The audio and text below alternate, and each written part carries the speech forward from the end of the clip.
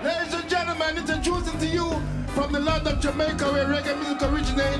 Please put your hands together and welcome and say the marker, Mr. Barrington Levy.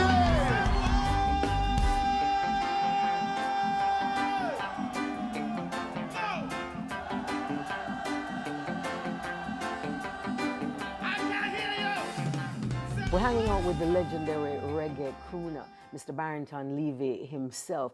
Over 3 decades in the reggae recording business. And Barrington now has his own compound after representing Jamaica across the globe. You've been performing and working not only out of Jamaica, but also out of the United Kingdom. And of course, representing us in countries like America, countries like Africa, countries like Japan. All of these places, if you go and you say the name Barrington Levy, they say,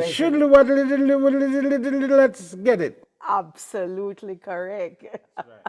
I'm glad you did it because I've tried many times and got my tongue entirely twisted. Practice makes perfect, my dear. Should up. Stop. You have to sustain it.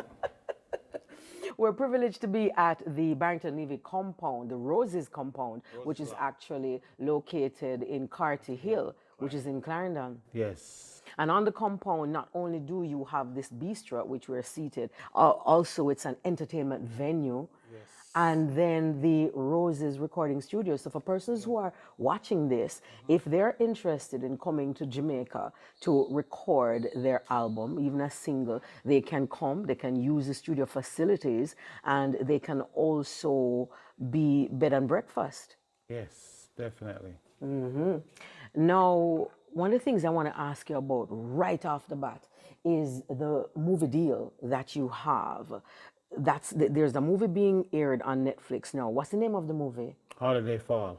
And your song is in it. Which one? Broadway. Broadway. How did that come about?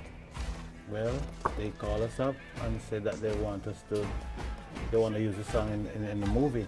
And people might thinking that this is the original track. I actually sing that song over. Why'd you have to sing it over? Because that's what they wanted. Mm-hmm.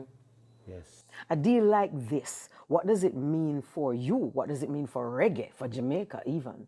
It's a very good look for both of us, both Jamaica and myself. You know what I mean? That just goes to show that, you know what I mean, all the hard work that I put in over the years, you know what I mean, is definitely doing something for me and Jamaica in the long run, which is a very good look. So a deal like this keeps on paying? I am not gonna say how it functions, if it's like that or whatever, but I know for publishing, it's a very good look. Mm-hmm. Mm-hmm. Yes. How many albums have you done?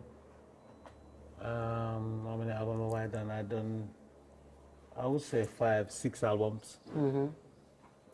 How did you get into music? How did I get into music?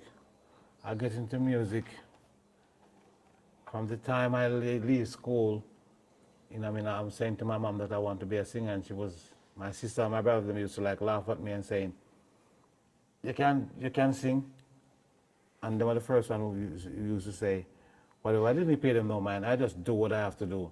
Sit down in the evening time and be singing on my little tin pan, herring pan, and playing my little thing and getting. So you made a guitar with it? With the herring pan. How? Oh, because I only get 2 sounds out of it. Mm-hmm. I put my hand on it, I get a flat sound, let it go, and then I get a ringing sound. So, and we work from that. And so you were singing. Where were you at that time? In Carty Hill? Yeah, I was in Carty Hill. Mm-hmm. And you see, I'm really a Kingstonian. I was born at Jubilee Hospital. My mom took me down here when I was 6 years old. Your mom is from here? Yes, my mom is from here. My dad is from St. Elizabeth. Mm-hmm. So, you know what I mean? I'm actually glad that they did that because when I come down here, I used to stay by my grandmother's place. And that's where I get my inspiration to be, I want to be a singer. Tell me about your first recording. My first recording was, wow. It was exciting. And I mean, I'm getting a chance to do what I really want to do. But my first recording, it wasn't as Barrington Levy, it was with my cousin as a group. called The Mighty Multitudes.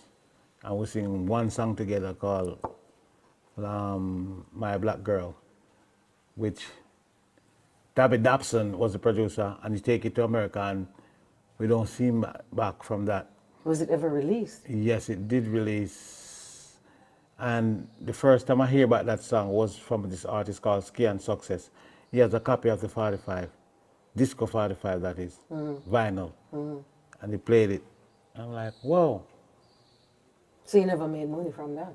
No, we didn't make money from that, but what I made was the joy of going to the studio and get to sing my first song. And I mean, you see, I never come in the music business thinking about money, you know. I really genuinely come in the music business for the love of it. Really. I have a passion for it, a deep passion for it. And if that was the case, if that wasn't the case, I mean, I would be doing something else, especially in the 80s, when everybody was running up and down, doing drugs and doing this, selling that, and making crazy money. I was like looking at them and saying, wow, oh my God. So did you learn a trade or anything else? No, the only thing I know is music. That's it. This is it. Lock right here. Music alone shall live. Catching up with the legend himself, Mr. Barrington Levy.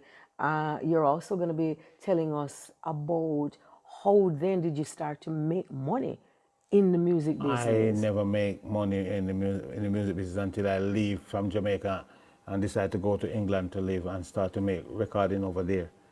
Yes, but when I just started out, it was just pay, carried on. You know what I mean? That alone should have disencouraged me, but it didn't. You didn't want to give up at all? No, I couldn't. And when you say carried on, what you mean?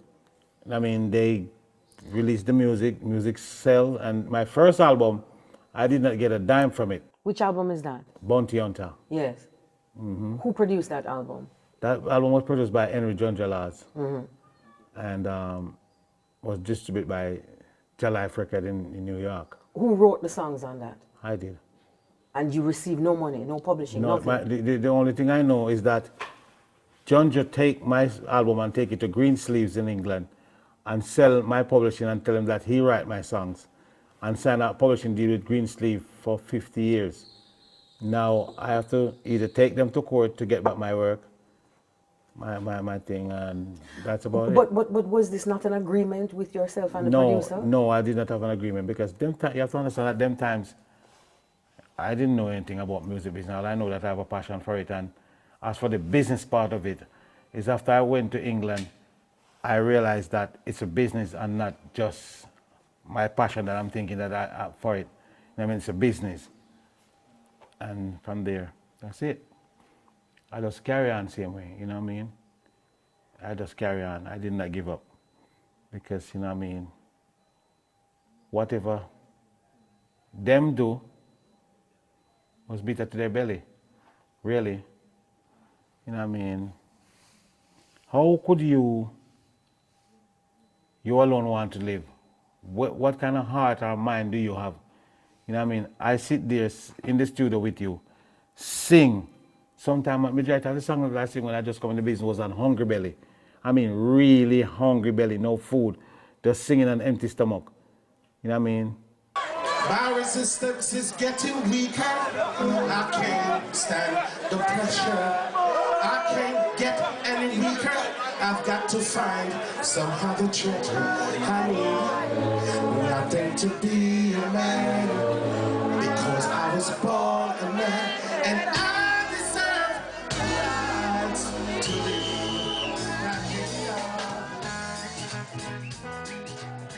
Wow.